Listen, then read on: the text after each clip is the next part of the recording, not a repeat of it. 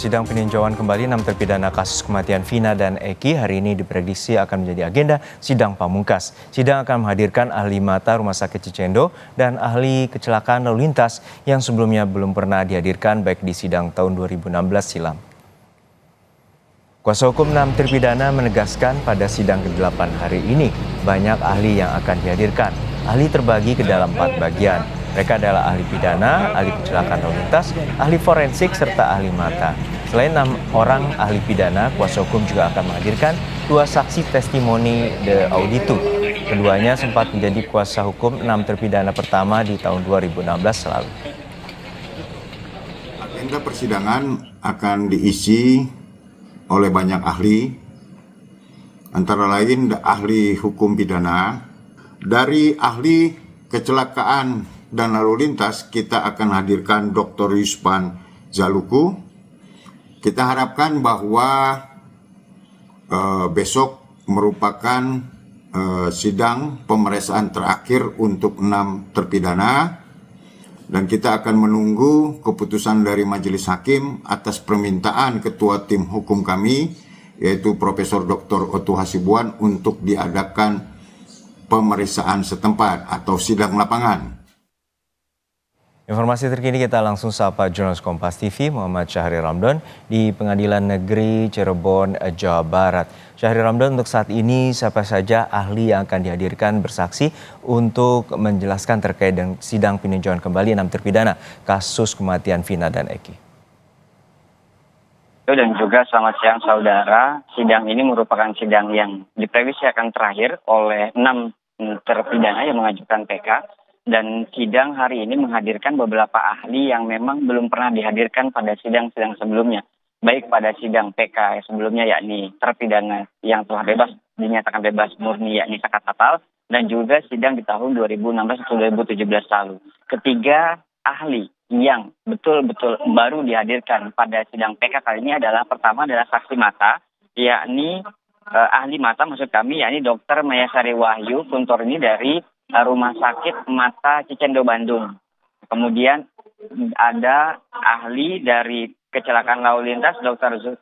Yuspan Zaluku yang juga merupakan mantan penyidik dan juga inspektur di kepolisian yang menangani lalu lintas, dan juga ada ahli dokter forensik yakni Yoni Fuadah Sukriyani. Sampai saat ini pada saat sidang dimulai sekitar pukul 10.00 WIB tadi, baru satu ahli yang telah memberikan kesaksiannya atau kepakarannya, keterangannya di muka hakim atau di majelis hakim, yakni ahli mata atas nama Dr. Mayasari Wahyu. Yang kami highlight atau yang kami garis bawahi, yakni pada saat keterangan dokter mata tersebut bahwa 50 meter berdasarkan penelitian jarak pandang manusia sudah mulai terbatas. Ini siang hari dan terlebih pada saat malam hari, yakni kemampuan jarak pandang manusia akan mulai terbatas.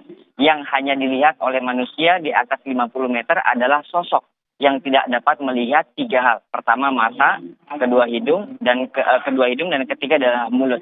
Sedangkan pada saat orang untuk mengidentifikasi benar atau tidaknya seseorang, identitasnya sesuai dengan yang dikenali atau tidak, itu adalah dengan 3 faktor tadi, mata, hidung, dan juga mulut. Tidak hanya itu, pada saat objek bergerak, ada kendaraan atau dia menyontohkan pada saat kereta api lewat, seorang hanya dapat melihat objek secara luas, tidak dapat bisa memberikan informasi yang sangat detail terkait barang-barang tersebut, misal merek dari sebuah kendaraan, jenis motor kendaraan, dan juga warna yang digunakan pada saat apalagi itu terjadi di malam hari.